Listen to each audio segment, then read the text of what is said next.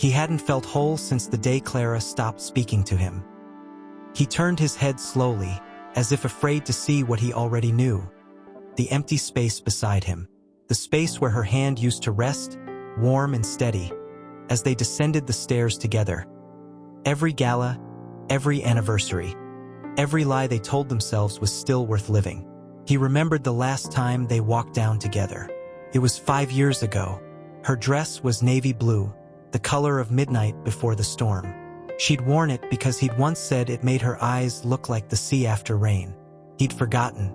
He'd been too busy signing contracts to notice. That night, she'd whispered to him, "You don't see me anymore, Elias." "Not really." He'd kissed her forehead, said, "I'm just tired, love." She hadn't corrected him. He didn't notice she stopped calling him love after that. Now, on this night, the night he was about to publicly introduce Lena, his mistress, as his future wife, Elias felt the weight of every silence, every missed birthday, every time he chose a boardroom over bedtime stories. A voice behind him, soft, trembling, broke the silence. "Elias." He turned. Clara stood at the foot of the stairs. She wasn't dressed for the gala. No silk, no diamonds, just a simple black dress, her hair pulled back, her face bare of makeup. She looked like the woman he'd fallen in love with, the one who read poetry in the rain, who cried at commercials, who once spent 3 days building a cardboard castle for their daughter just because she said it would make her feel safe. He didn't move. She didn't either. The music from the ballroom drifted up. A waltz, slow and sweet, like the kind they used to dance to in their kitchen, barefoot with the radio crackling. "Did you come to watch?" he finally asked, his voice rough, like gravel under boots. She didn't answer right away. She looked up at him, not with anger, not with hate, with grief. "Did you come to remember?" she whispered. He swallowed hard. His throat burned. "I didn't know you were coming. I didn't know I was either," she said, stepping forward. One step, then another. "But I saw your name on the guest list, and I thought maybe you'd finally be honest. Maybe you'd look at me and see what you've done." He wanted to lie, to say, "I didn't mean to hurt you," to say, "I love you," to say, "I'm sorry." But the words died in his chest, because the truth was worse. He didn't know how to say those things anymore. "I brought the children," she said quietly. He froze. "What?" "They're downstairs. With Daniel." His breath left him. "Daniel?" She nodded. Her eyes didn't waver. "Your buyer. The man who bought Vermilion Energy. The man who knows what you did to those children in the Congo." His face went pale. "You're lying." She smiled, the saddest thing he'd ever seen. "No, Elias. I'm not." She stepped closer, close enough that he could smell the lavender soap she always used. The one he'd bought her on their 5th anniversary. The one he'd thrown out when he said it smelled too feminine for a CEO's wife. "I didn't come here to destroy you," she said. "I came to see if you still had a heart." He opened his mouth, closed it. Outside, the city lights blinked like distant stars. Inside, the silence screamed. I thought if I gave you everything," he whispered, his voice cracking. "If I gave you money, houses, security, you'd be happy." She closed her eyes for a moment. Then she looked at him, and for the first time in 5 years, she didn't look away. "You didn't give me anything," she said. "You gave me your absence, and I spent years trying to fill it with your name." A tear slipped down her cheek. "I didn't want to come tonight, but I needed to know if the man I married still lived inside you, or if he died quietly, like a candle left unattended." He reached for her. She didn't pull away, but she didn't let him touch her. "I'm not here to forgive you," she said. "I'm here to say goodbye, not to you, to the ghost of the man I thought you were." And then she turned, walked down the stairs, not fast, not dramatic, just gone, like she'd always been, quietly, steadily, leaving behind only the echo of her footsteps. Elias stood there, alone. The music still played. The guests still laughed. Lena appeared at his side, radiant in gold, smiling up at him. "Darling," she cooed, "you're going to be the star of the night. I can't wait to hear your speech." He looked at her, at the perfect hair, the perfect smile, the perfect lie, and for the first time in his life, he didn't want her. He wanted the woman who had just walked away. He wanted the silence. He wanted the truth. He wanted to cry, but he couldn't, because the man who could cry had died years ago. And now, standing there, in a mansion full of people who thought he was a hero, Elias Vance realized the most devastating truth of all. He didn't lose Clara because he loved someone else. He lost her because he stopped loving himself. And when you stop loving yourself, no one else can save you. The chandelier above him flickered, just once. Then it burned steady, as if the universe had held its breath, and then finally let go. Certo, agora tu como narrador e storyteller desenvolva a historia sem marcacos com o nome de cada topico que for desenvolve. Mi conti sobrio topico tu com dialogo como seu fosso espectador. Sempre lembrando de desenvolver com vida moco, com os sentimentos de forma que estruturada. Narrativa utiliza uma linha temporal linear de modo o espectador sentir o que o personagem está sentindo a mingles. Com 6.000 characters Quinn 3. Next. 80B. A3B. The house in Mill Creek wasn't a home anymore. Not really. It was a quiet cathedral of memories, where the walls still remembered laughter and the kitchen still smelled faintly of cinnamon toast. Clara's favorite. The one she made on Sundays when the world felt too heavy. Outside, autumn had come early, leaves like burnt paper scattered across the porch. Inside, the silence was thick, not the peaceful kind, the kind that presses against your ribs until you forget how to breathe. Clara sat at the old wooden table, her fingers tracing the groove where she'd carved their daughter's name when she was 6. Lily. The wood had worn smooth over time, like the edges of her heart. She wore the same sweater she'd worn for 3 winters. Soft, faded, the sleeves frayed at the cuffs. No makeup, no jewelry, just her and the letters she'd never sent. The phone buzzed on the counter. She didn't look. It buzzed again, then a third time. She knew who it was. She let it ring. The voicemail clicked on. A man's voice, smooth, practiced, polished like polished marble, filled the room. "Clara, it's me." A pause, a breath, the kind people take before they say something they think will fix everything. "I know you're not answering. I don't expect you to, but I need you to hear this. The gala's next week. Lena's coming with me. I thought maybe you'd want to be there, as a guest, as the woman I married."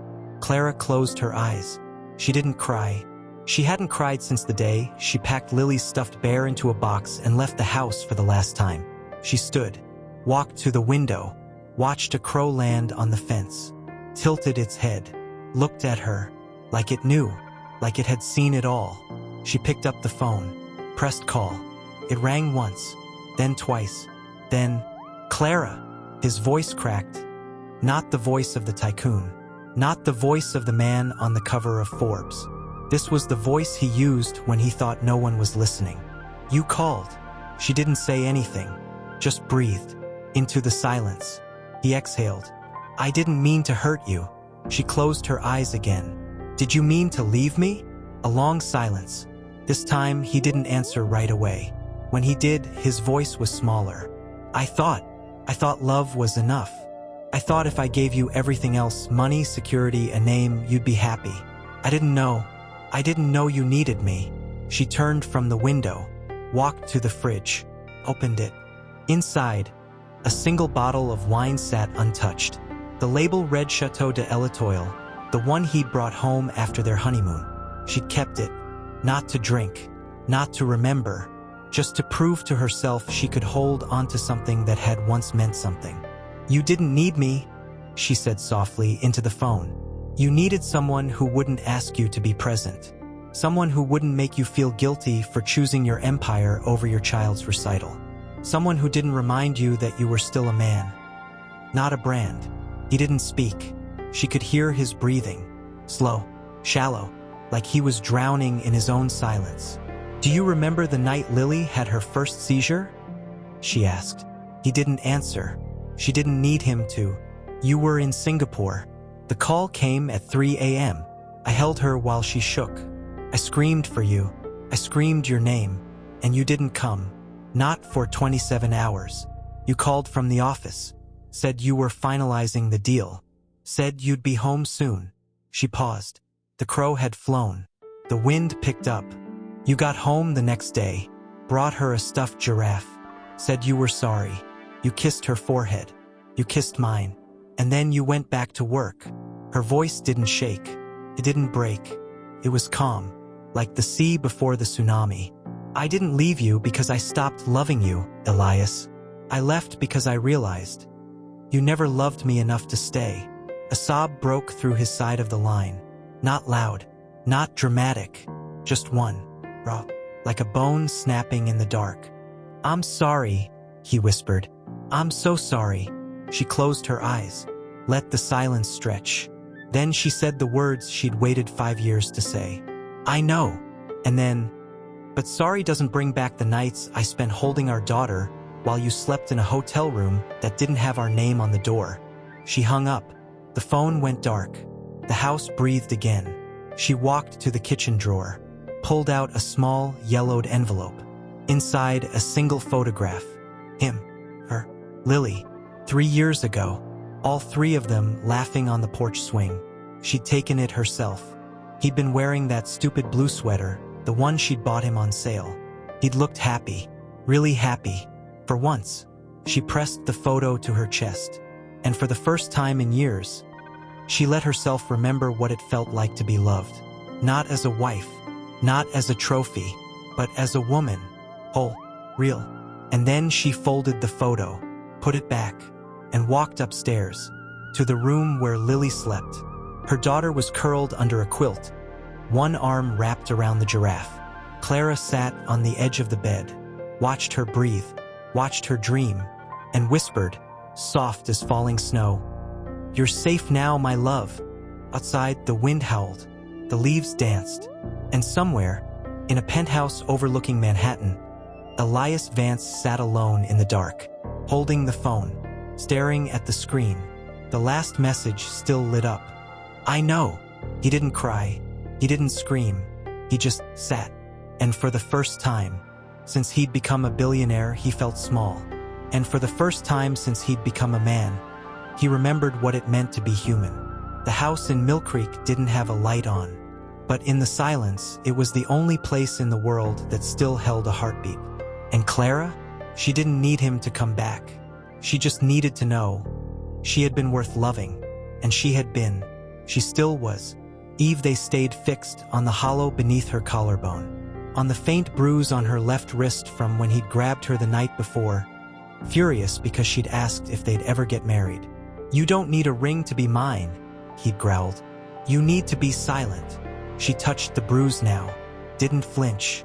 She'd learned long ago, pain was just the price of admission. Downstairs, the gala was already buzzing. Champagne flutes clinked.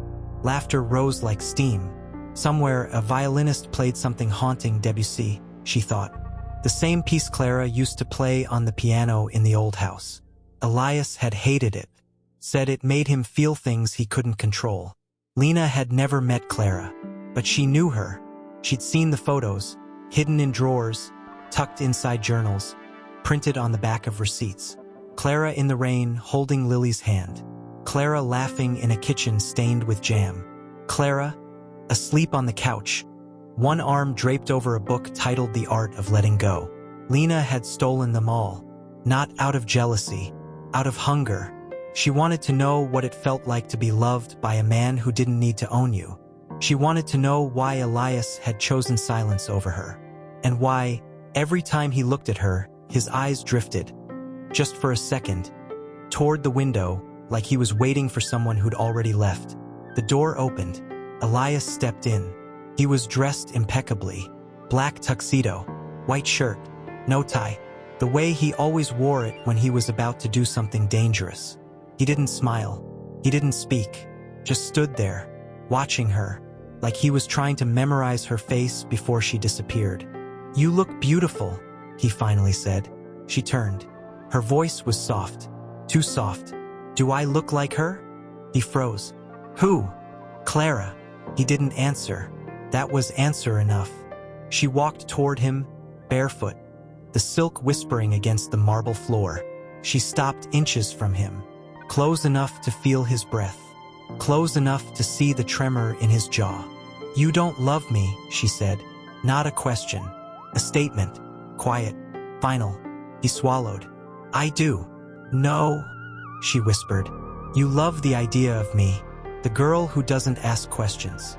The girl who doesn't cry when you leave. The girl who smiles when you say, I'm busy, and doesn't say, I miss you. His eyes flickered.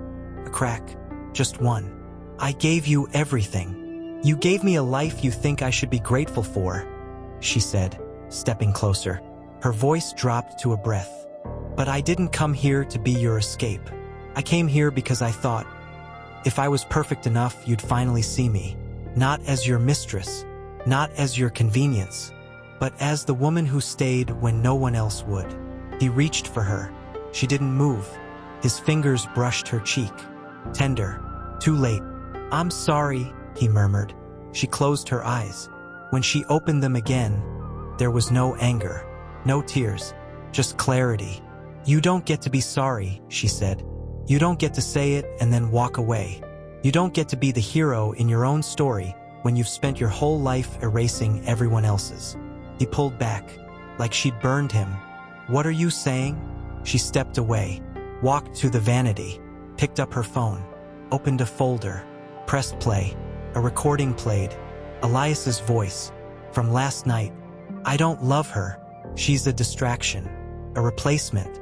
Clara was the only one who ever saw me, and I threw her away like trash. Lena's voice, calm, detached. So why are you taking me to the gala? His reply, colder than ice. Because I need the world to think I've moved on.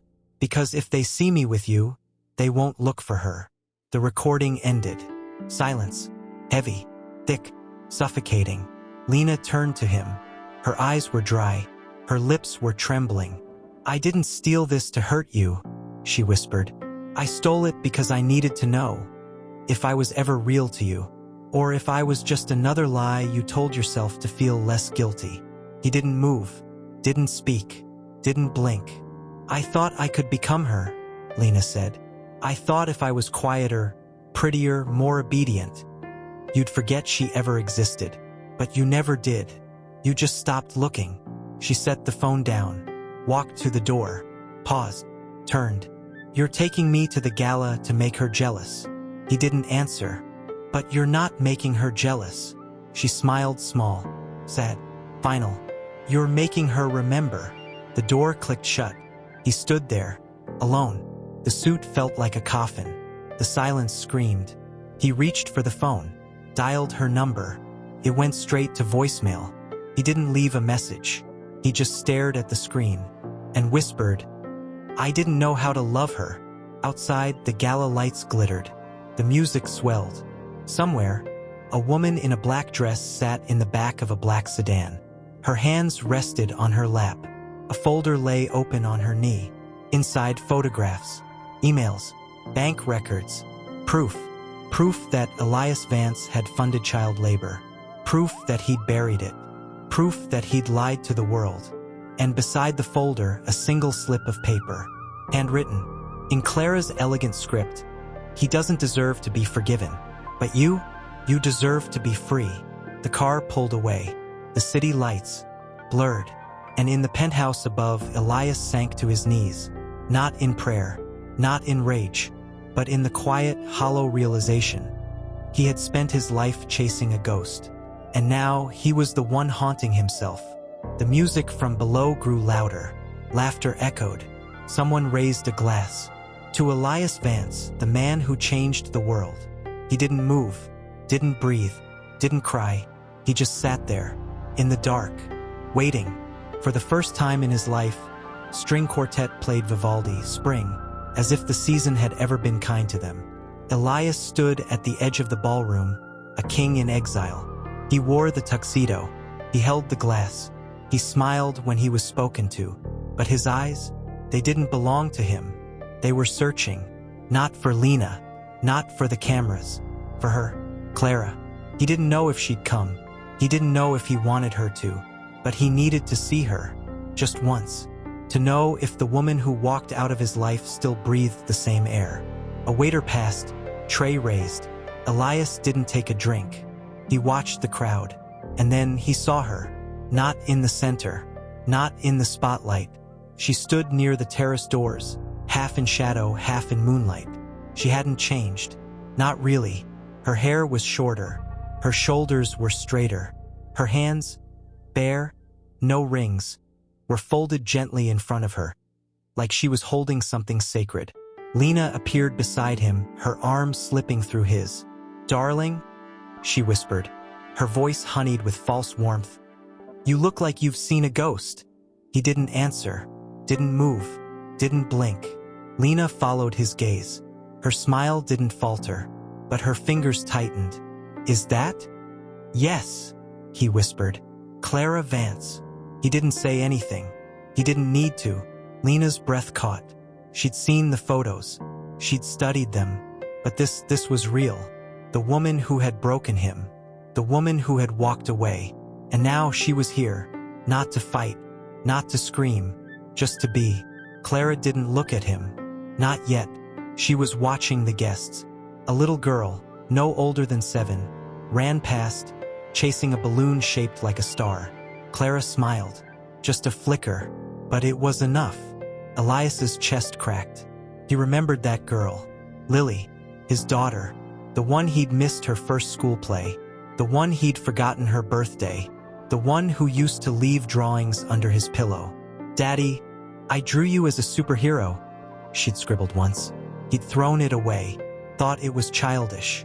Now he'd give anything to see that drawing again. Lena turned to him, voice low, trembling. "You didn't tell me she was coming." He finally looked at her. Not with anger, not with guilt, with exhaustion. "I didn't know." "Then why are you trembling?" He didn't answer. Because he couldn't. Because the truth was too heavy. Because the moment Clara looked at him, he'd lose everything. And he didn't know if he could survive it. The music shifted. A new piece. Slow. A cello. Something ancient.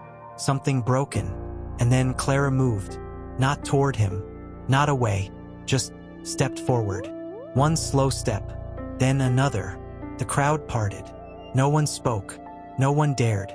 She reached the center of the room. Stopped. Turned. And looked at him. Not with hate. Not with triumph. With something worse. Recognition. Like she'd been waiting for this moment. Like she'd known it would come. Elias's legs gave out. He stumbled. Caught himself on the table. His glass fell. Champagne spilled. Like blood. Lena stepped back. The room held its breath. Clara didn't speak. Didn't move. Just stared. And then she lifted her hand. Slow. Deliberate. And opened it. In her palm, a single crumpled piece of paper. A child's drawing. A stick figure man. Wearing a tie. Holding a hand. Beside him, a smaller figure. With a crown. And a heart drawn above them both. Elias's breath stopped. He knew that drawing. He'd thrown it away. But she'd kept it. She'd carried it. For 5 years. In her pocket. In her heart. In her silence. Clara's voice, when it came, wasn't loud. It didn't need to be. Cut through the music. The laughter. The lies. "You told me you didn't have time to be a father." She took one step closer. "But you had time to buy a mistress." Another step. "You told me you didn't have time to be a husband." Another. "But you had time to lie to the world." She stopped. Right in front of him. Close enough that he could see the freckle on her nose. The one he used to kiss. "You told me love was a luxury." Her eyes filled. Not with tears. With grief. "But you were wrong." She held out the drawing. "Love isn't a luxury." Her voice cracked. "It's the only thing that survives when everything else burns." The room was silent. Not a breath. Not a whisper. Just the cello. And the weight of every unspoken apology. Elias reached for the paper. His fingers trembled. He didn't touch it. He couldn't. Because if he did, he'd break. And he didn't know if he could ever be whole again. Clara didn't pull it back. She didn't yell, didn't cry, just whispered, "I kept it, so I'd never forget who I was before you made me forget." And then she turned, walked away, not toward the door, not toward the exit, but toward the terrace, where the moonlight pooled like silver, where the wind carried the scent of rain, where the world didn't know her name, but she knew hers, and for the first time in 5 years, she didn't need him to. Elias stood frozen. The drawing still hovered in the air between them, unclaimed, unforgiven, unfinished. Lena stepped forward, trembling. "Elias, she's leaving." He didn't move, didn't speak, didn't look at her. He just stared at the space where Clara had been, and then he whispered, "No, she's not leaving. She already did." The music faded. The guests began to murmur. Someone whispered, "Who was that?" Another replied, "The woman who broke the Tycoon." And somewhere, far beyond the glass doors, Clara stepped onto the terrace. The night air kissed her skin. She closed her eyes, let the wind take her, and for the first time since she'd left that house, she didn't look back. Not once, because she didn't need to. She was already free. But Elias, he was still trapped. In the silence, in the guilt, in the drawing, in the one thing he'd never dared to hold, the truth. And as the cello played its final note, the entire room waited for what came next. Would he run? Would he beg? Would he burn? Or would he finally choose to be the man she'd once loved? No one knew, but the wind, it knew, and it was already whispering, "It's not too late." But no one heard, except him, and even he wasn't sure if he believed it. The drawing still hung in the air, between them, between past and future, between ruin and redemption, and somewhere a single tear fell, from his cheek, to the floor, and vanished, like her, like love, like time. But the paper, it remained, unclaimed, unforgiven, waiting. He didn't blink. The drawing, her drawing, hovered between them, suspended in the air like a ghost begging to be touched. Lena stood behind him, trembling. Her lips parted once, twice. Then she whispered, "Elias." "She's gone." He didn't answer. He didn't need to, because he could still feel her. The scent of lavender on the breeze, the echo of her footsteps on marble, the weight of her silence. And then a sound, faint, from the terrace. A breath, not hers, but his. Daniel Reeves stepped out into the moonlight. He wasn't dressed for the gala. No tuxedo, no smile, just a charcoal coat, open at the chest, his hands tucked into his pockets like a man who'd walked through hell and came out with nothing but scars. He didn't look at Lena, didn't look at the guests, didn't look at the cameras. He looked at Elias, and for the first time in 20 years, Elias looked back. Not as a rival, not as a buyer, not as a man who'd stolen his wife, but as the man who'd loved her first. Daniel walked forward, slow, deliberate. Each step echoed like a heartbeat. He stopped 5 feet away. The moonlight caught the silver in his beard, the lines around his eyes, the grief he'd buried for 2 decades. "You didn't know," Daniel said, voice low, rough as gravel dragged over stone, "that she kept that drawing because you used to say, 'Love isn't something you earn, it's something you remember.'" Elias's throat closed. He tried to speak. Nothing came out. Daniel didn't flinch. "You didn't know she kept it because every night, after Lily went to sleep, she'd hold it to her chest and whisper, 'He'll come back. He just doesn't know how yet.'" Pause. The wind stirred the curtains.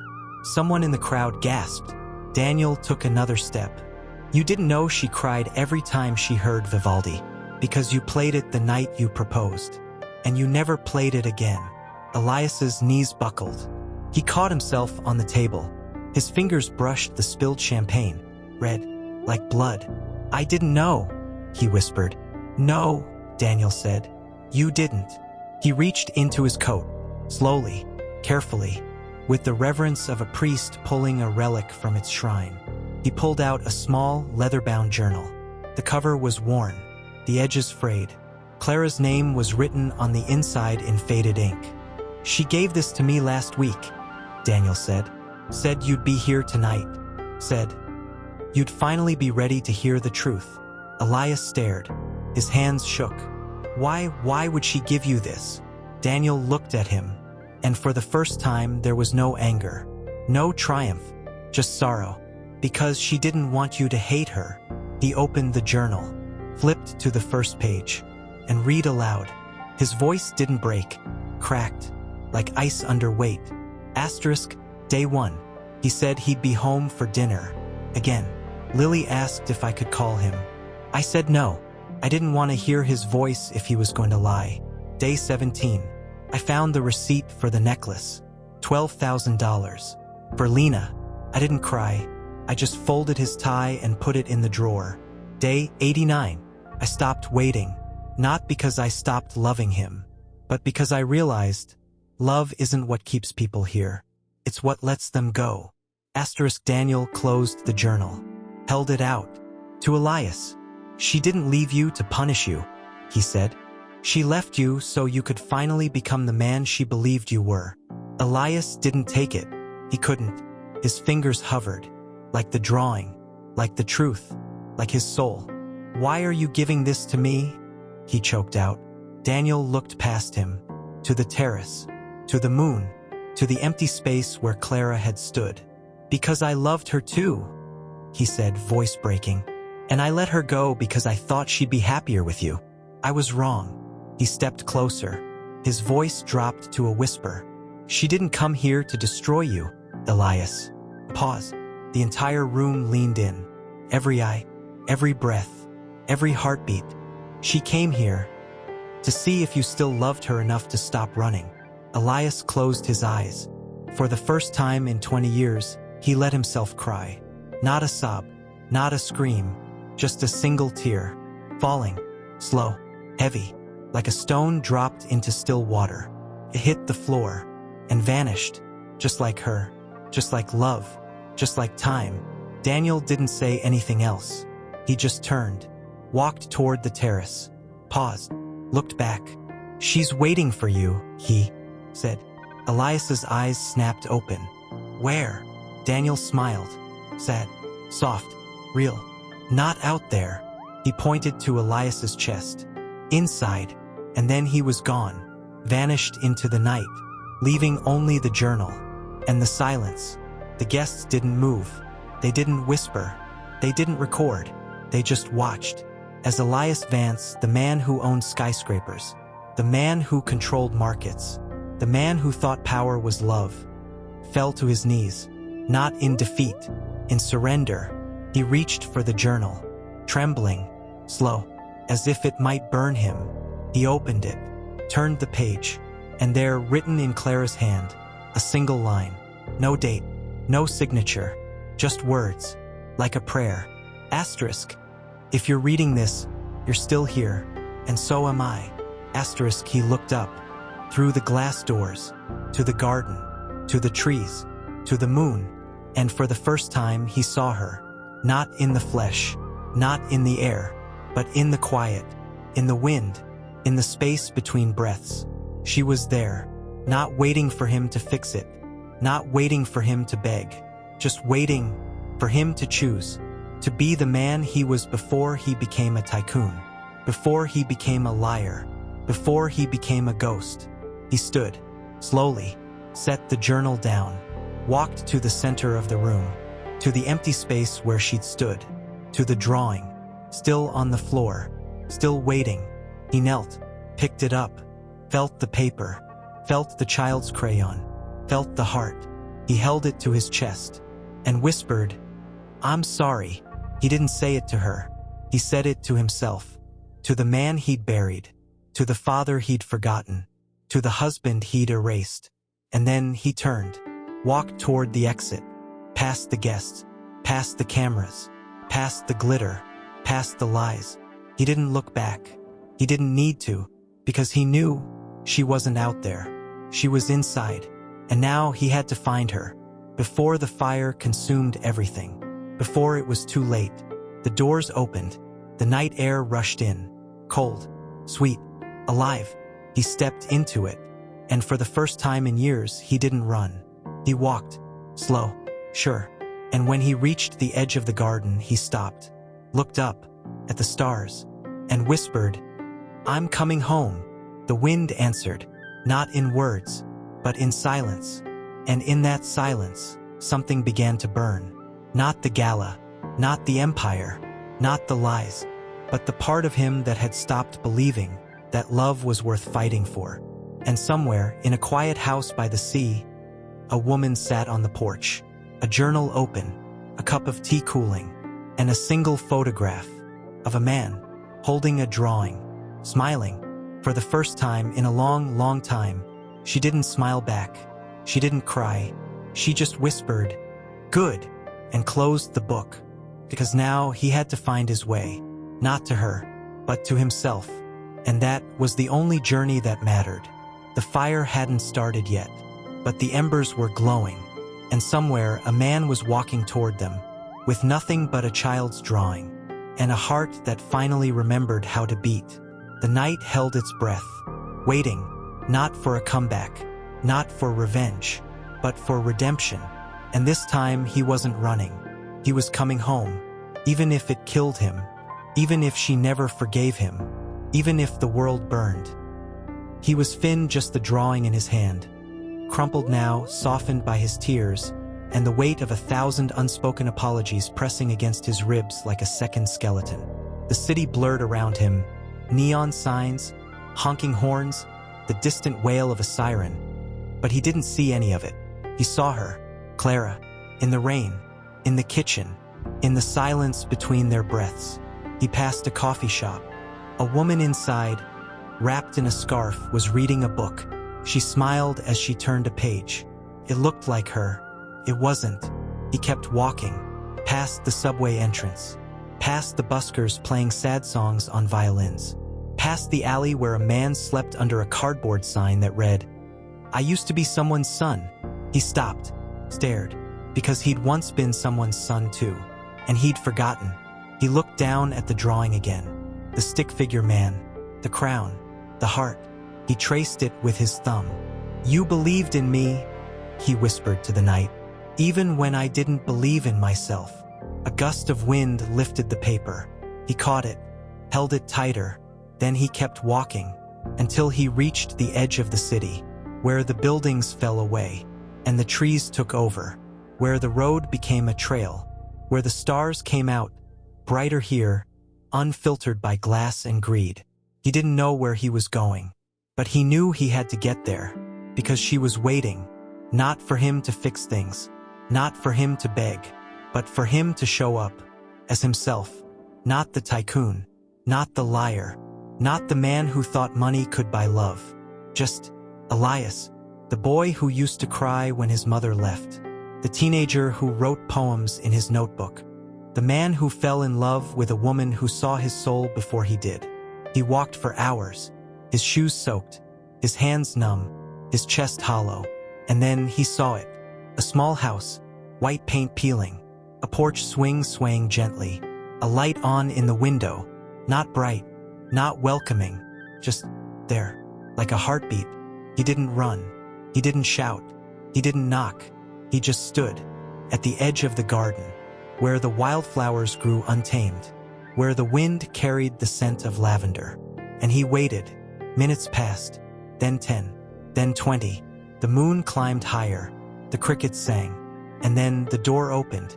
She stepped out, in the same black dress, her hair loose, her bare feet on the wooden planks. She didn't smile, didn't cry, didn't speak. She just looked at him, like she'd been waiting for this moment since the day he walked away. He didn't move, didn't breathe, didn't dare.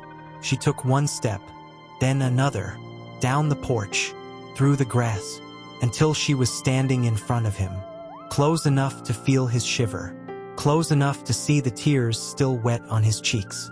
"You came," she said, not a question, a statement, like she'd known he would, like she'd known he couldn't stay away. He opened his mouth. Nothing came out. He held out the drawing. She looked at it, then at him. "You kept it." "I didn't let it go," he whispered. "Why?" He swallowed. His voice cracked like dry earth. Because I didn't know how to be a man without you remembering me. She looked away. For a moment. Just a moment.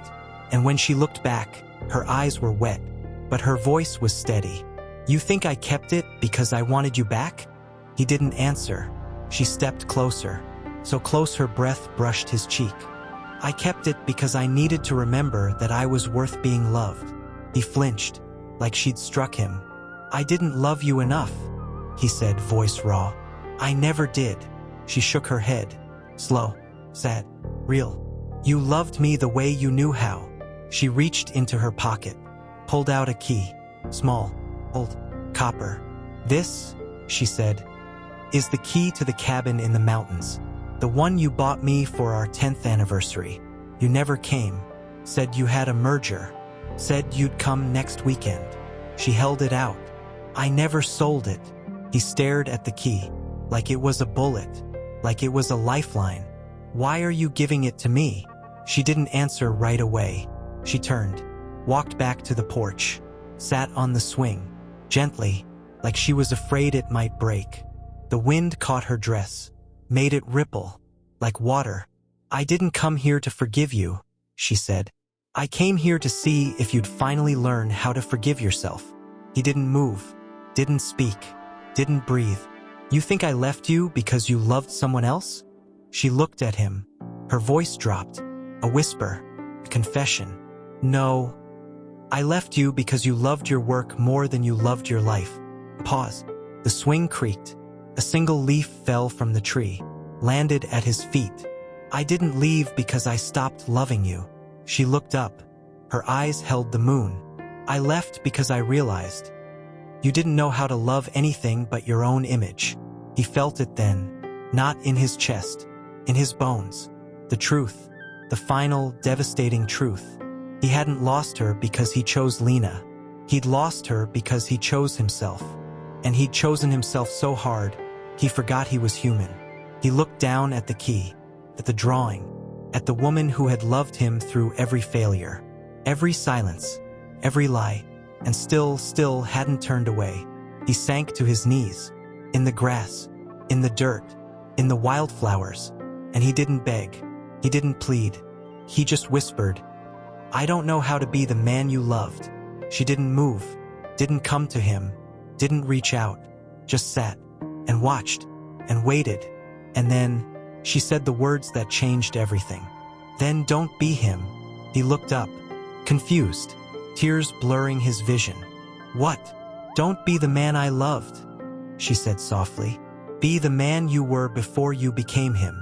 He didn't understand.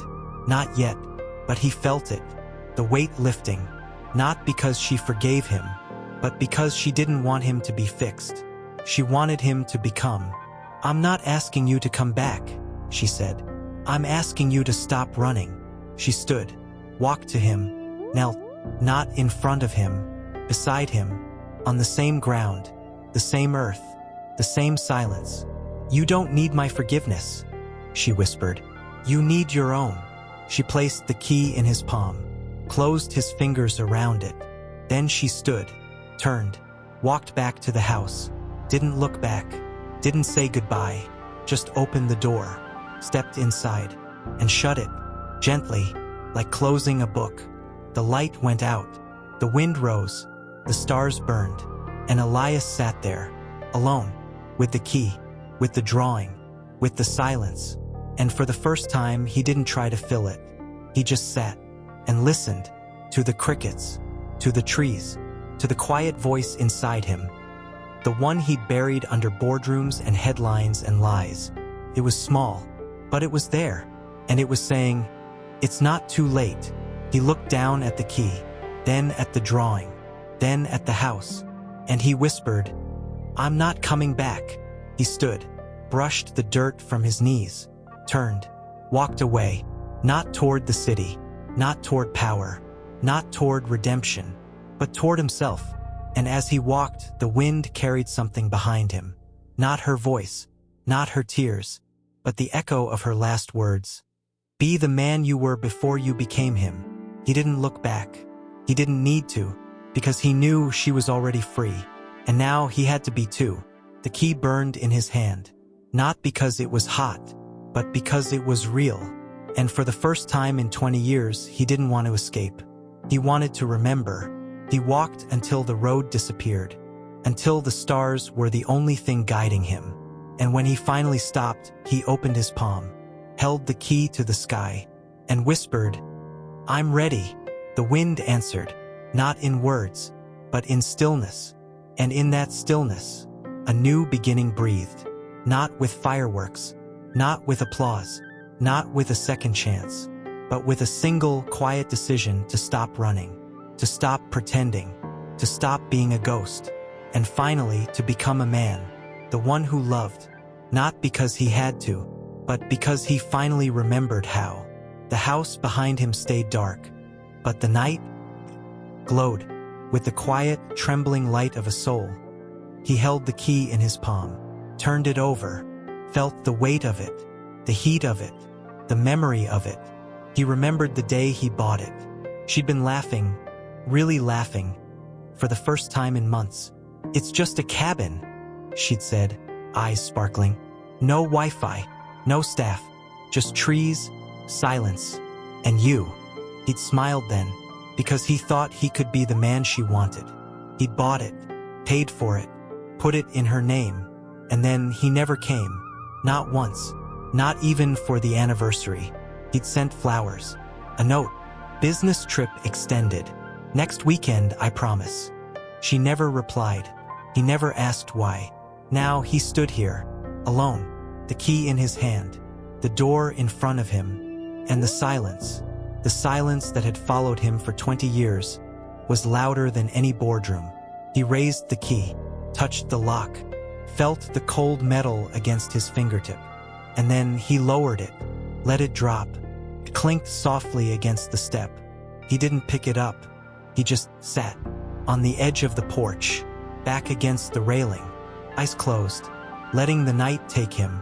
He didn't cry. He didn't pray. He just breathed, like a man who'd forgotten how. And then a sound, not from the cabin, from behind him, a crunch of gravel, a slow, deliberate step. He didn't turn, didn't need to. He knew. "You didn't come to open the door," she said. He didn't answer, didn't move, just sat. She stepped closer, sat beside him, not touching, not close, but there, like the moon was there, always quietly watching.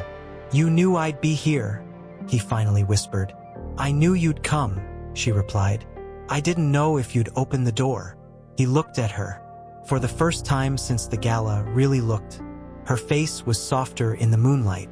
Her eyes held no anger, no triumph, just peace. "Why are you here?" he asked. "Because you didn't come to the cabin," she said. "So I came to you." A pause. The wind moved through the pines, like a sigh. "I thought, if I came here," he said, voice breaking, "if I opened the door, I could fix it. I could go back. I could be the man you thought I was." She didn't flinch, didn't correct him, just looked out at the trees. "You don't get to fix what you never tried to understand." He turned to her. "Then what am I supposed to do?" She looked at him then, not with pity, not with love, with truth. "You're supposed to sit with it." "With what?" "The silence." He stared. "The silence. The silence you ran from," she said. "The silence between us when you chose your phone over my voice. The silence after Lily's seizure when you didn't call. The silence when you told me you were too busy to be a father. And then bought a diamond necklace for a woman who didn't even know your daughter's name." He closed his eyes. "I didn't know how to be anything else." "You didn't want to know," she said gently. "You were afraid that if you stopped being the Tycoon, you'd have nothing left." He didn't answer, because she was right. He'd spent his life building walls, not to keep people out, to keep himself in. Because the man beneath the suit, the boy who cried when his mother left, the teenager who wrote poems about fireflies, the man who fell in love with a woman who saw him before he saw himself, he was too small, too fragile, too real. And Elias Vance? Elias Vance was powerful. Elias Vance was untouchable. Elias Vance was safe. "I thought if I became everything," he whispered.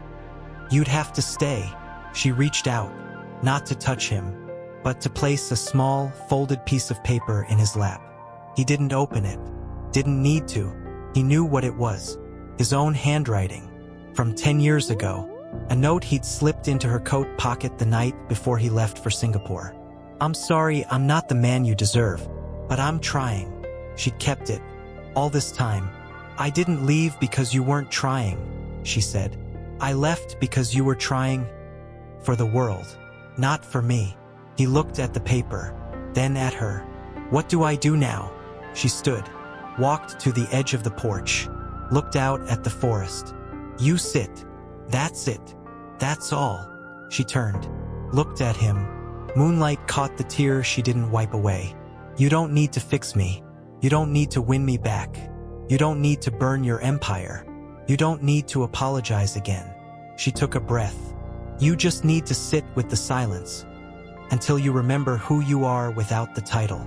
He looked down at the paper, at the key, at the cabin, at the woman who had loved him through every failure. And then, he did something he hadn't done in 20 years. He opened his hands, let go. The key slid from his palm, tumbled down the steps, rolled into the grass, disappeared. The paper fluttered. He didn't catch it, let it fall, into the dirt, into the earth, into the silence. He didn't cry, didn't scream, didn't beg.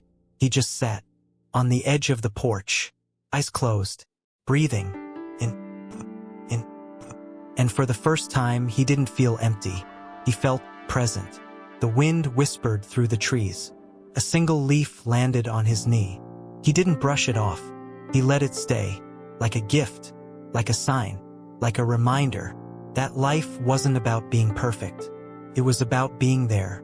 She didn't move, didn't speak, just sat beside him, in the dark, in the quiet, in the space between what was lost and what might still be.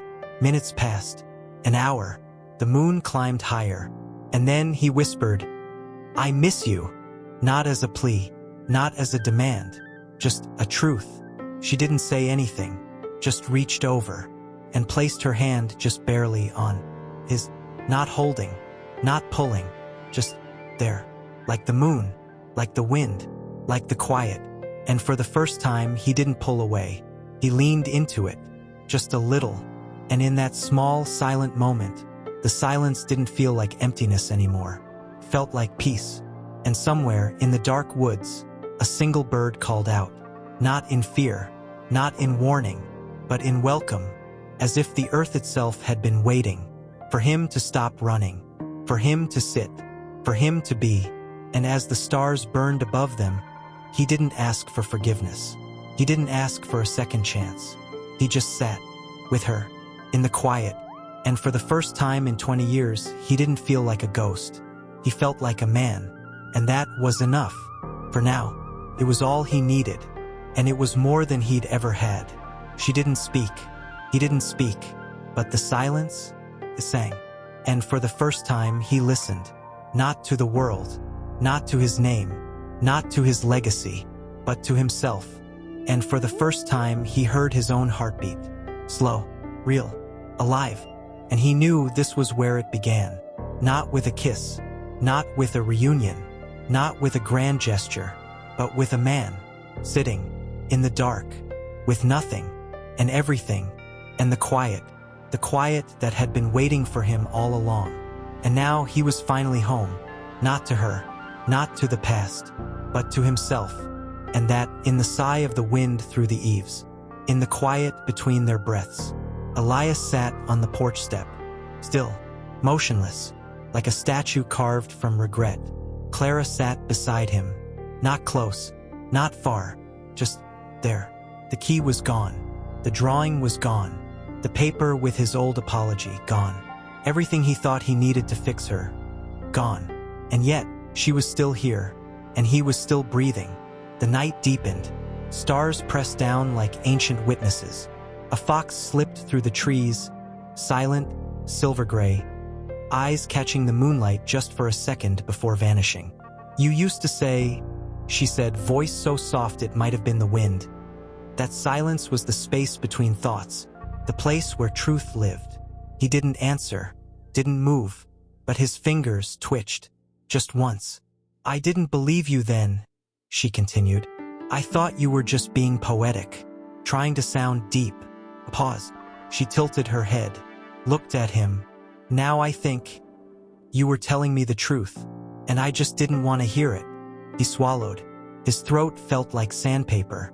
I didn't know how to listen, he said. Not to you, not to myself. She didn't nod, didn't smile, didn't offer comfort. She just said, you're listening now. He closed his eyes, felt the cool air on his skin, felt the ache in his chest. Not the sharp, screaming kind, the slow, dull kind, the kind that had been there for years. And he realized it wasn't grief. It was absence. The absence of being seen, of being known, of being loved, not for what he owned, but for what he was. I used to think love was something you earned, he whispered, by working harder, by building more, by becoming bigger. She didn't interrupt, didn't correct him, just waited. But you didn't want me to be bigger, he said, voice cracking. You wanted me to be smaller, to sit with you in the kitchen at 2 a.m., just being, not fixing, not winning, not proving. She looked at him then, really looked. I didn't want you to be small, she said. I wanted you to be real. He turned to her. Tears finally came, not loud, not dramatic, just slow, trailing down his cheeks like rain on glass. I don't know how to be real. She reached into her pocket, pulled out a small, worn notebook. Not the journal. This one was different, thinner, childlike. The cover was covered in doodles. A sun, a heart, a stick figure man holding a hand. This, she said, is what Lily drew the day after you missed her school play. She gave it to me and said, Mommy, can you show this to Daddy? He's the hero in my story. He stared, his breath caught. You kept this. I kept everything, she said. Every note, every drawing, every time she asked where you were. I kept them because I didn't want to forget how much she loved you. She opened the notebook, flipped to the last page. There, in crayon, shaky and sweet. Daddy, I drew you as a superhero. You have a cape made of money, but I wish your cape was made of hugs. He couldn't speak. He couldn't move. He just stared at the drawing, at the words, at the child who had loved him even when he wasn't there. She asked me yesterday, Clara said, voice breaking now too, if you ever thought about her. He closed his eyes. What did you say? She looked away, looked at the stars. I said, I don't know. He turned to her, tears streaming. That's not true. It's the truth, she whispered, because I don't know if you ever thought about her. He shook his head. I thought about her every day. Then why didn't you come? Because I was afraid. Afraid of what? Afraid that if I saw her, I'd see how much I'd lost. And I didn't know if I could survive it. She looked at him, not with anger, not with pity, with the quietest kind of love, the kind that doesn't fix, just holds. You didn't lose her, she said. You lost yourself. He looked down at the drawing, at the tiny hand-drawn cape. I don't know how to be the man she drew. Then don't be him, she said. Be the man who's brave enough to say, I'm sorry I wasn't there. He didn't answer, just sat, staring at the paper. I don't know how to be a father. Then start by being a man who shows up. Where? Wherever she is. She's in London. Then go. What if she doesn't want me? Then you'll know. And if she does? She looked at him. For the first time since the gala, she smiled. Small, tender, real. Then you'll finally understand why I stayed so long. He didn't cry. He didn't beg. He just closed the notebook, held it to his chest, like it was the only thing left that was real. I don't have a plane ticket. Then buy one. I don't know what to say to her. Say the truth. What truth? That you missed her. That's it. That's all. He looked at her. The moonlight caught the silver in her hair, the lines around her eyes, the strength in her shoulders, the woman who had loved him through every failure, who had carried his lies, who had held his silence, who had walked away, and still was here. "Why are you helping me?" She didn't answer right away. She stood, walked to the edge of the porch, looked out at the forest. "Because I didn't leave you to punish you." She turned, looked at him. "I left you so you could learn how to love yourself. And if I can't?" She stepped back, walked toward the cabin, opened the door, didn't go in, just paused, looked over her shoulder. "Then you'll be alone." She disappeared inside. The door closed, softly, like a promise, not a goodbye, a waiting. He sat, alone, on the step, the notebook pressed to his chest, the night cold, the stars bright, the silence heavy. And then he stood, walked to the edge of the porch, looked down, at the grass, at the dirt, at the key, still buried, still lost. He didn't dig for it, didn't need to. He took out his phone, turned it on.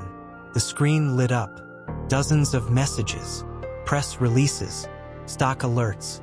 Lena's last text, "Elias, where are you? The board is asking for you. They're going to vote you out." He stared. Then he deleted the app, deleted every notification, deleted every name, every title, every echo of the man he used to be.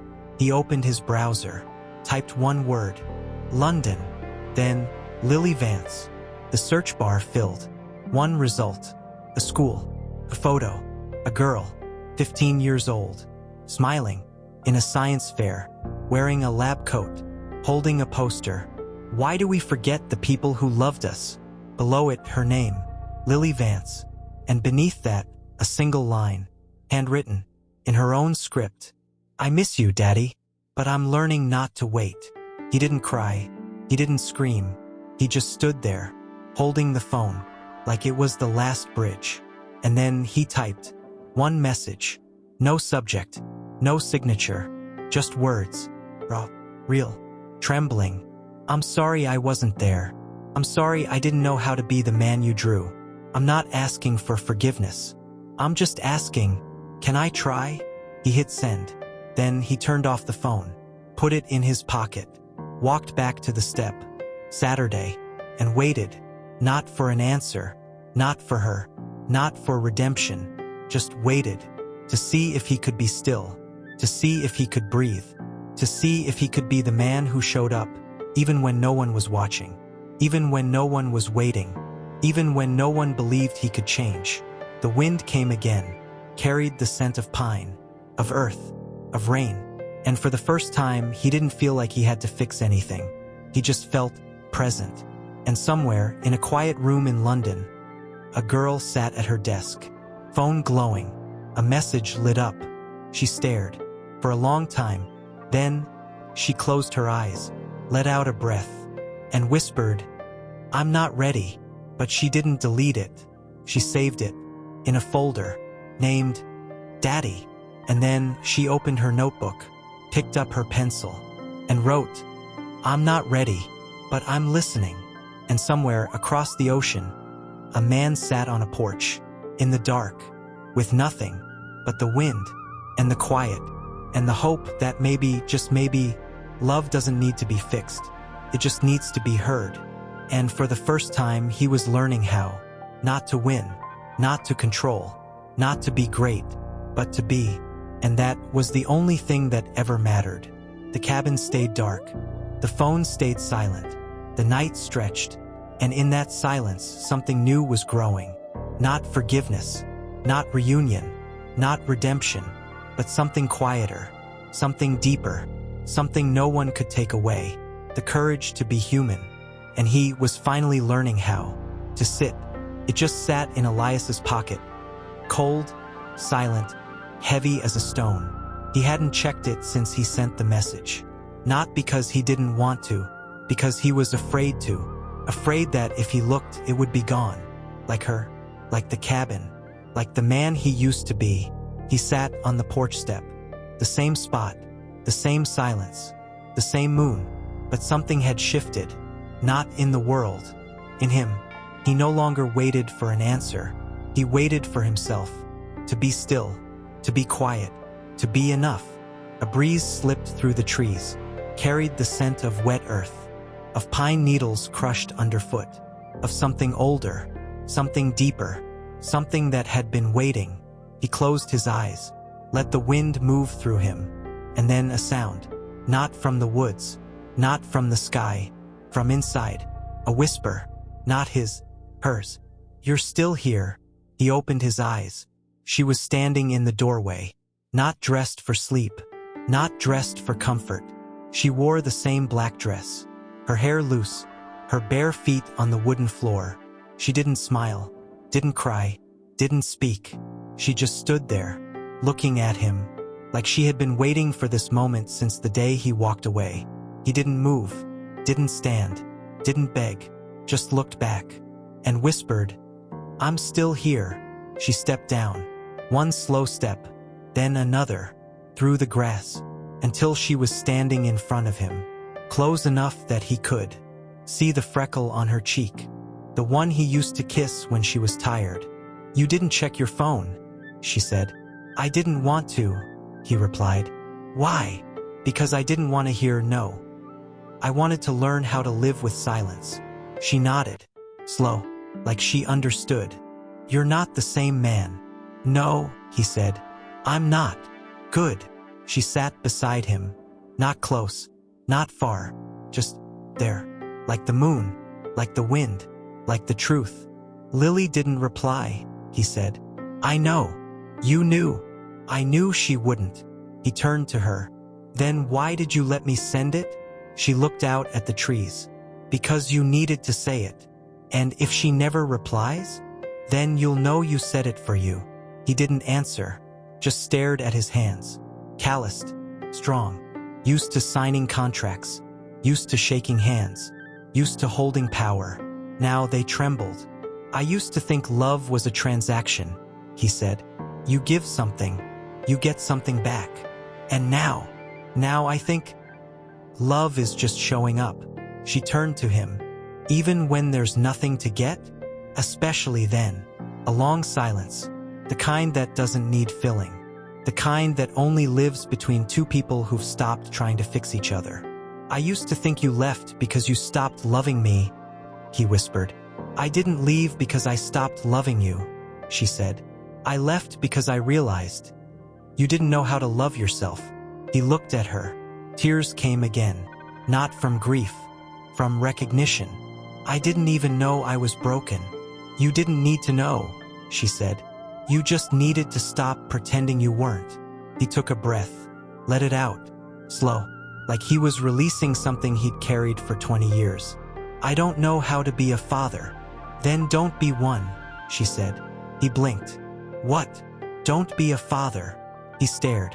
"What does that mean?" "It means stop trying to earn her love." "But I want to."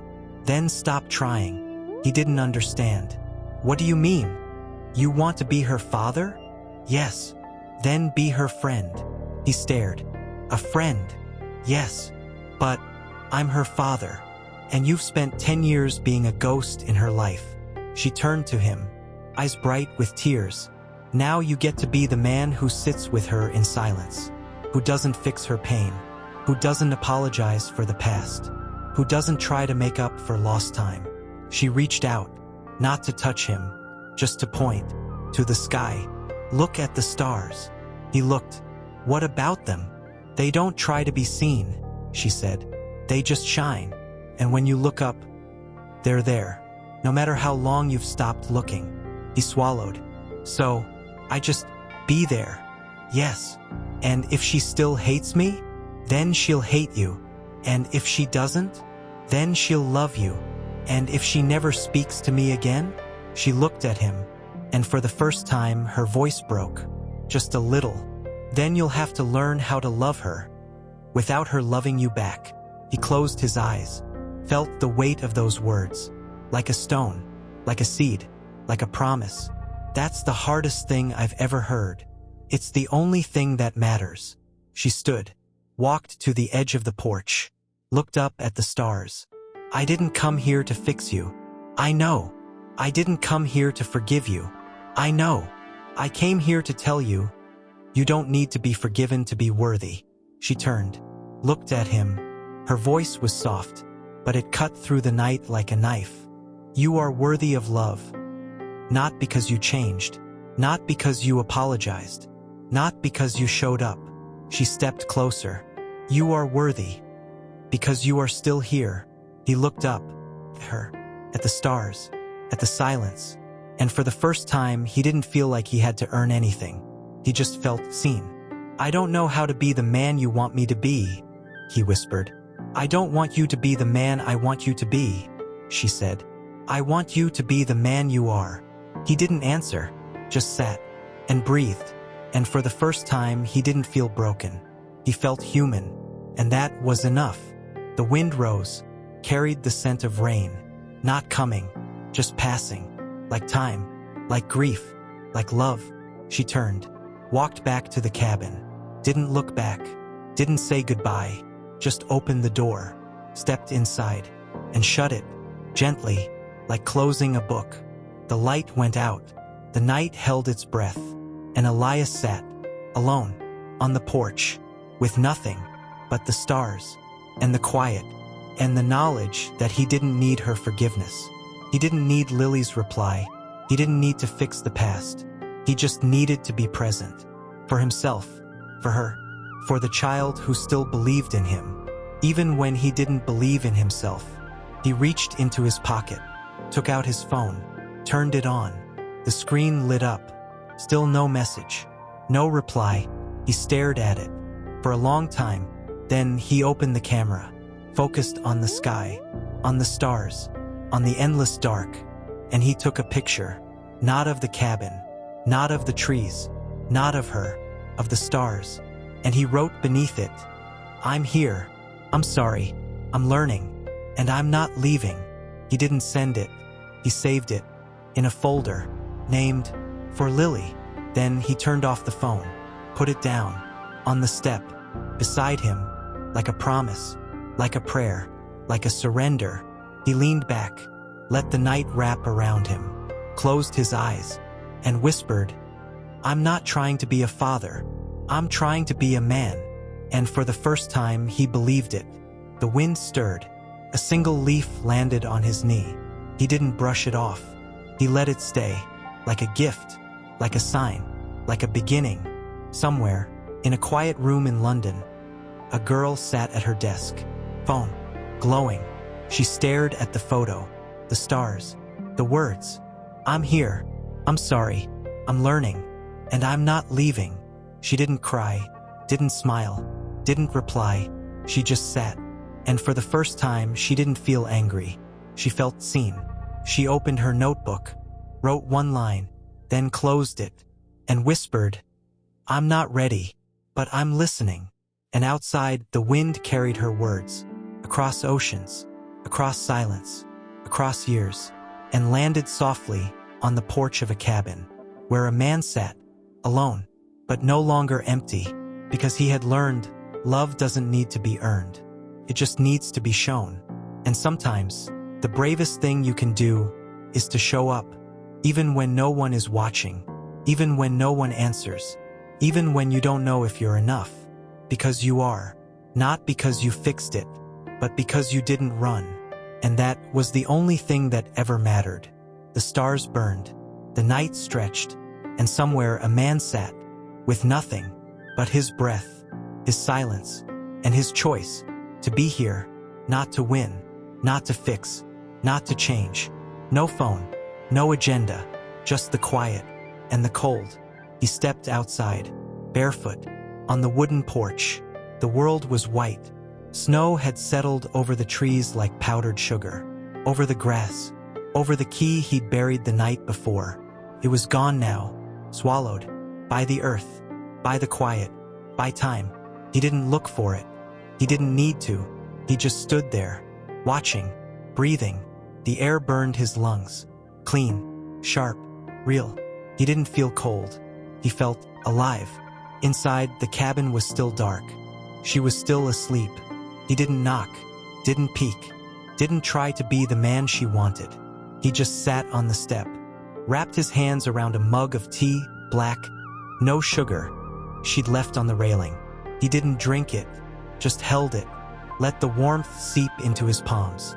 Like a prayer, the sun rose slowly, painted the snow gold, and then the door opened. Clara stepped out, in her wool sweater, her hair loose, her face bare. She didn't smile, didn't say good morning, just stood there, watching him, watching the snow, watching the world wake up. "You're still here," she said. "I'm still here," he answered. "Why?" He looked at her, not with hope, not with fear, just with truth. "Because I don't know how to leave anymore."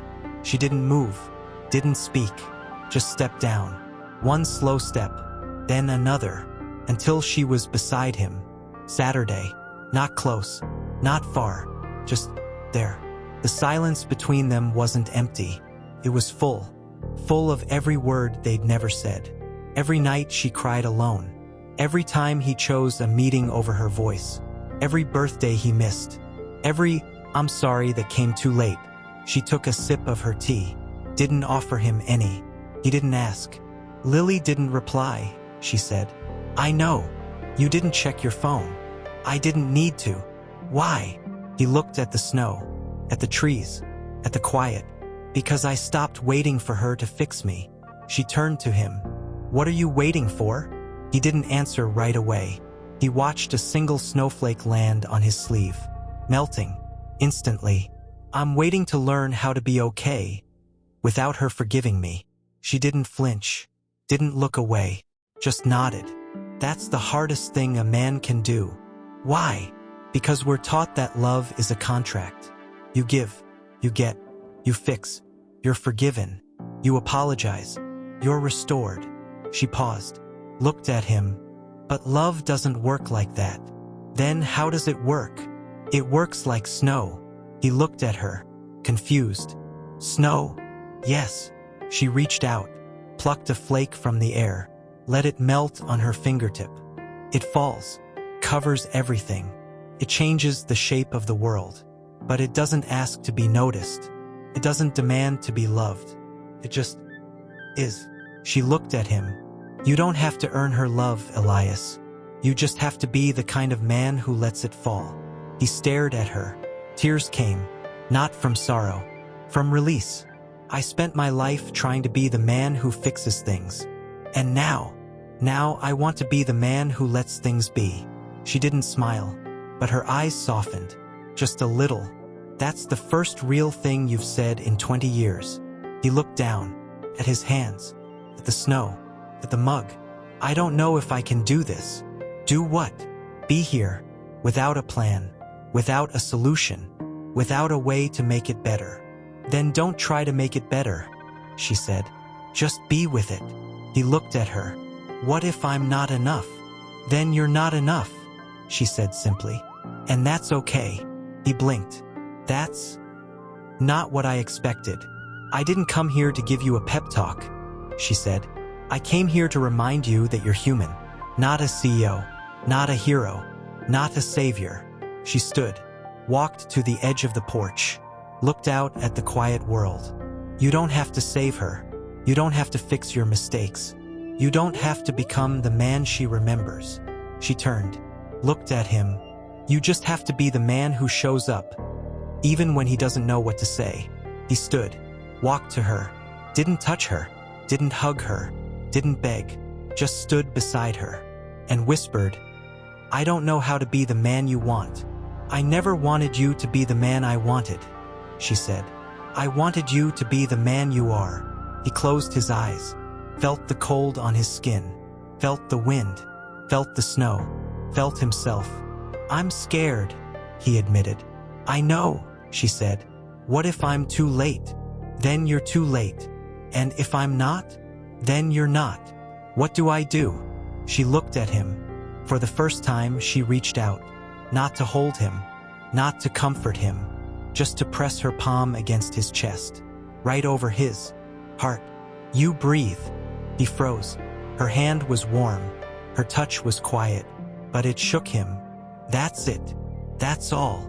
She pulled her hand away, turned, walked back inside, didn't close the door, left it open, just a crack, like an invitation, like a question, like a chance. He stood there, alone, in the snow, with nothing but his breath, and the silence, and the echo of her words. "You breathe." He inhaled, slow, deep, let it out, again, and again, and again. Each breath, a step. Each breath, a choice. Each breath, a surrender. He didn't go inside, didn't check his phone, didn't call anyone, didn't plan, didn't pretend. He just stood, in the snow, and breathed, for 10 minutes, for 20, for an hour. The world stayed quiet. The snow kept falling, and somewhere, in a quiet room in London, a girl sat at her desk, phone glowing. She stared at the photo he'd taken, the stars, the words. "I'm here. I'm sorry. I'm learning. And I'm not leaving." She hadn't replied, but she hadn't deleted it. She opened her notebook, wrote one line, then closed it, and whispered, "I'm not ready, but I'm breathing." And outside, the snow fell, on the cabin, on the trees, on the porch, on the man who stood there, still, quiet, breathing, not waiting, not hoping, just being. And for the first time, he didn't feel like he needed to be fixed. He just felt human. And that was enough. The door behind him creaked. He didn't turn, didn't need to. He knew. She was there, watching, waiting, not for him to speak, not for him to change, just for him to stay. And he did. He stayed. In the snow, in the silence, in the breath, in the space between what was lost and what might still be. And as the sun climbed higher, the snow began to melt. Not fast, not loud, just gently, like a promise, like a prayer, like a man learning how to live, not by fixing, but by being. And somewhere, across the ocean, a girl sat in silence. And for the first time, she didn't close her eyes. She opened them and breathed, just like him. And maybe, just maybe, that was the beginning, not of a reunion, not of a redemption, but of two hearts learning how to exist in the same world, without needing to touch, without needing to speak, just breathing, together, across the silence, across the years, across the snow. And for the first time, they weren't alone. Even if they never said a word again, they were breathing, and that was enough. The snow kept falling, and he kept breathing, and that was the only miracle he needed. Not to be forgiven. He didn't need to. The cabin held her, and he held the quiet. He sat on the step again. Same place, same mug, same silence. The tea was cold now. He didn't care. He just held it, like a talisman, like a promise. The door creaked open, again, not loud, not dramatic, just a whisper. Clara stepped out. This time she wore boots, a wool coat, a scarf wrapped twice around her neck. She carried something in her hands. Not a journal, not a photo, not a letter. A small wooden box, old, weathered, the kind you find in attics, the kind you keep because it holds more than things. She sat beside him, didn't speak, didn't look at him, just placed the box between them, like an offering, like a test. "What is it?" he asked. "Yours," she said. He looked at it, didn't touch it. "I don't remember this." "You gave it to me," she said, 10 years ago, the day after you missed Lily's birthday." He froze. That day, he remembered. He'd been in Tokyo, closing a deal. Lily had turned 7. She'd drawn him a card, a stick figure man, with a crown, and a heart, and a balloon. She'd written, "Daddy, I wish you could fly." He'd never seen it. He'd sent flowers, a check, a note. "So sorry I missed it. Next year, I promise." He never came. He never asked for the card. Never asked about the balloon. Never asked if she cried. "You kept it." "I kept everything," she said, "because I didn't want to forget how much she loved you." She lifted the lid, slow, gentle, like opening a grave. Inside, a single folded piece of paper, a child's drawing, the same one, the stick figure man, the crown, the heart, the balloon, but beneath it something else. A tiny, folded piece of fabric, blue, frayed at the edges, a child's shirt, a small embroidered name on the chest. Lily. His breath stopped. That's her shirt. The one she wore the day she drew the picture, Clara said. She asked me to keep it. Said, if Daddy ever comes back, I want him to know I still wear it. His hands shook. He didn't touch it. Didn't dare. Why are you giving this to me now? She looked at him. For the first time, her voice broke. Just a little. Because I didn't think you'd ever be ready to hear this. Hear what? That she didn't stop loving you. He looked down. At the drawing. At the shirt. At the balloon. Then why didn't she reply? Because she didn't want you to feel guilty? Clara whispered. She didn't want you to think you had to fix it. She didn't want you to come back. Because you thought you owed her. He looked up. Then why did she keep it? Because she still believed in you, she said. Even when you stopped believing in yourself. He closed his eyes. Felt the weight of the box. Felt the weight of her words. Felt the weight of a child's love, unconditional, unearned, unasked for. I didn't know, he whispered. I didn't know she still held on. You didn't want to know, she said softly. Because if you knew, you'd have to face what you did. He didn't answer, just reached out, slow, trembling, and touched the shirt, felt the fabric, felt the threadbare stitching, felt the heat of her small body, felt the ghost of her hug. He didn't cry, not yet, but his breath hitched, like his heart had forgotten how to beat. I didn't know she was waiting, he said. She wasn't waiting, Clara said. She was remembering. He looked at her. What's the difference? Waiting means you're hoping for someone to come back. She reached out, took the shirt from the box, held it in her hands. Remembering means you carry them with you. She placed the shirt gently in his lap. She carries you, Elias. He looked down, at the blue fabric, at the name stitched in faded thread. And then he whispered, I'm so sorry. I know, she said. I don't deserve this. You don't deserve anything, she said. And that's why it's real. He didn't understand. What do you mean? Love isn't earned, she said. It's given, even when you don't deserve it. Especially then. She stood, walked to the edge of the porch, looked out at the snow-covered trees. You think you have to be good to be loved. Aren't I? No, she said. You're human. She turned, looked at him. You didn't come here to fix her. I didn't. You came here to face yourself. He looked down, at the shirt, at the drawing, at the balloon. What if I'm not enough? Then you're not enough, she said. And that's okay.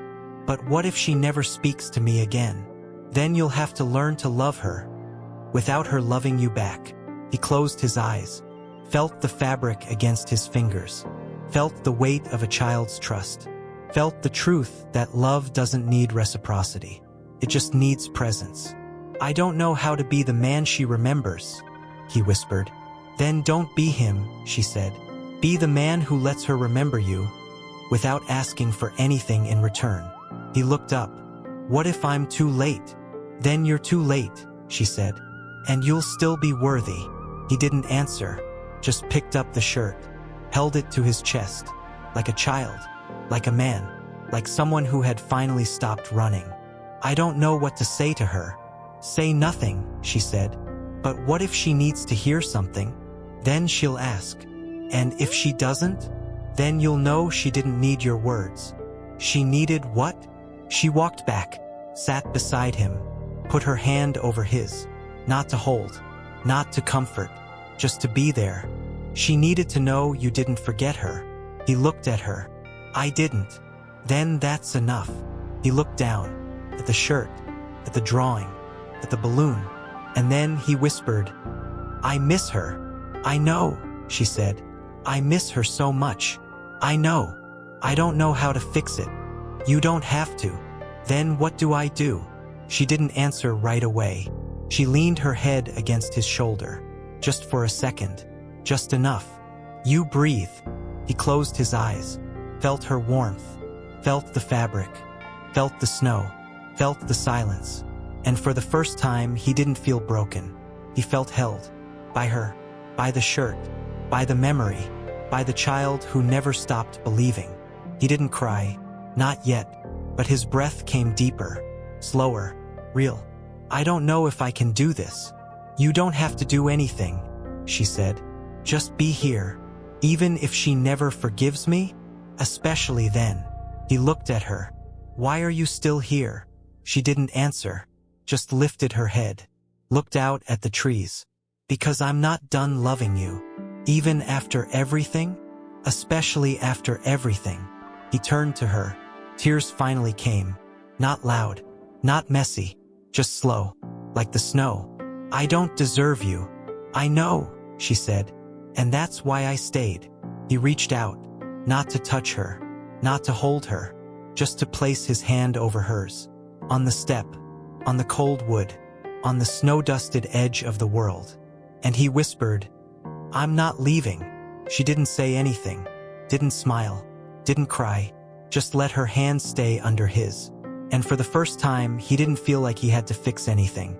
He didn't feel like he had to earn anything. He just felt known. And that was more than he'd ever had.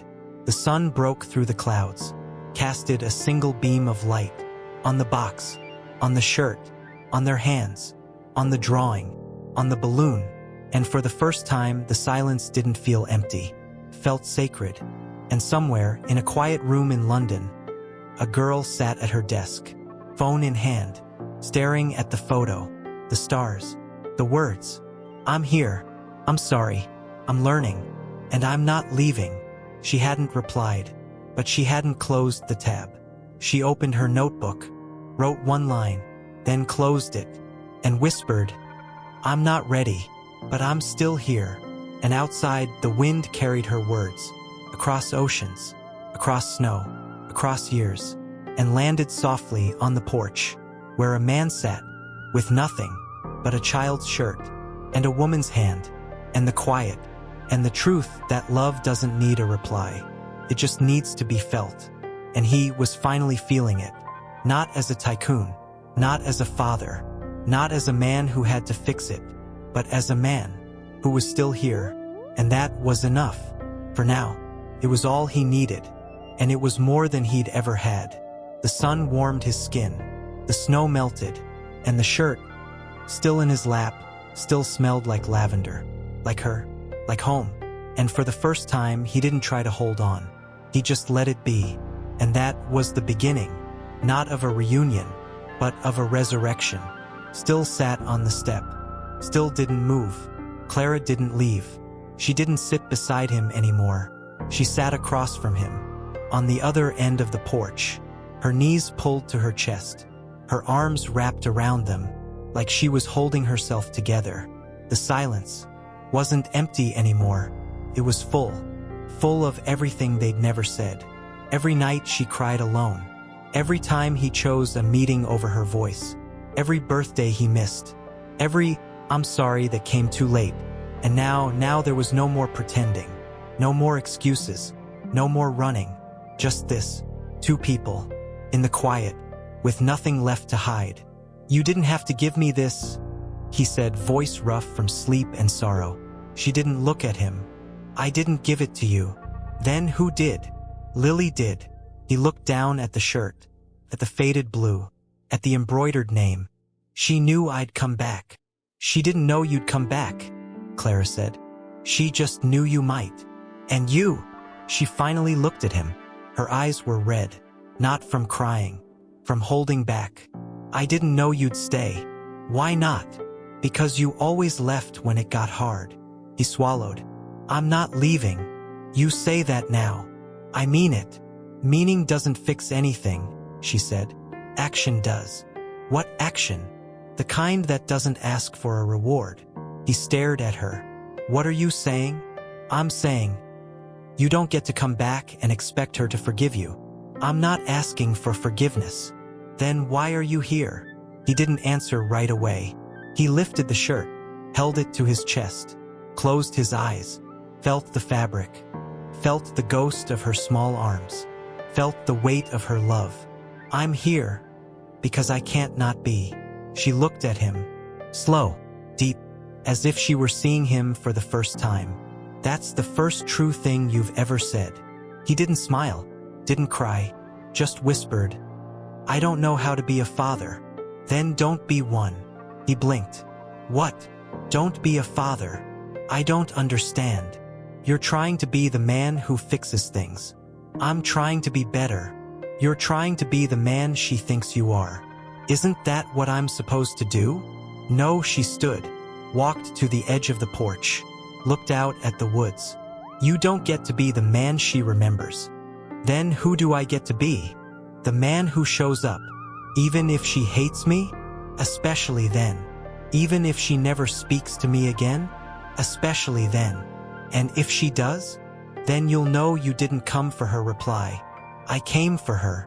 No, she said, turning to him. You came because you needed to be forgiven. He looked down. I didn't. You did. I didn't. Then why did you send the message? Because I was sorry. And why did you keep the drawing? Because I missed her. And why did you come here? He didn't answer, just looked at the shirt. I came because I couldn't live with myself anymore. That's not about her, she said.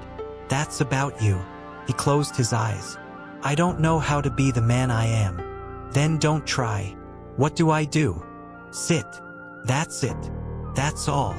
And then you sit some more. And then you stop asking what comes next. And if I can't, then you cry. I'm trying not to. Then stop trying. He looked at her. Tears spilled.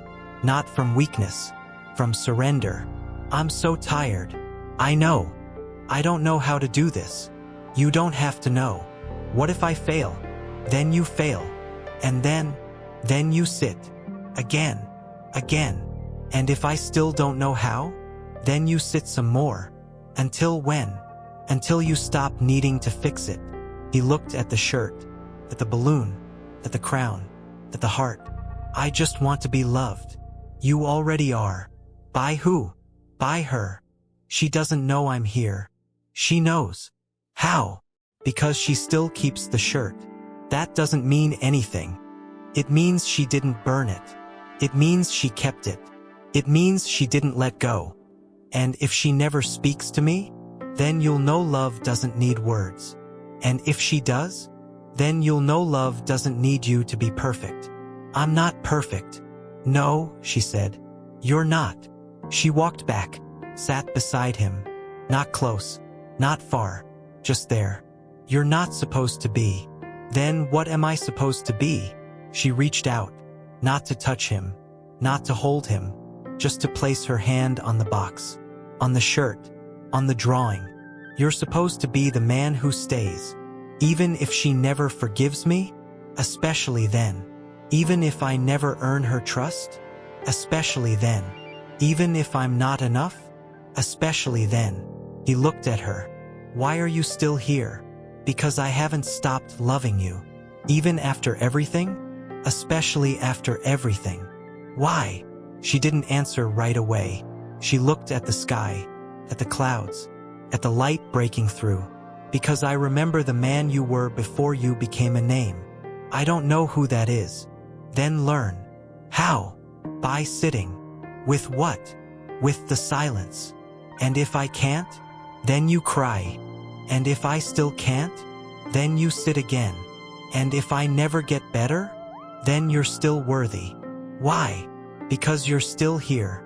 He looked at the shirt, then at her, then at the sky. And for the first time, he didn't feel like he had to be fixed. He felt like he was being held. Not by her. Not by her forgiveness. Not by her love. But by the simple, terrifying truth that he was still alive. And that was enough. He lifted the shirt, pressed it to his face, smelled it. Lavender, salt, childhood, hope. And then he whispered, I'm sorry. I know, she said. I'm sorry I wasn't there. I know. I'm sorry I forgot how to be a man. I know. I'm sorry I forgot her. I know. I'm sorry I thought love was something I had to earn. I know. I'm sorry I thought I had to be perfect to be loved. She reached out, and this time she took his hand. Not to comfort, not to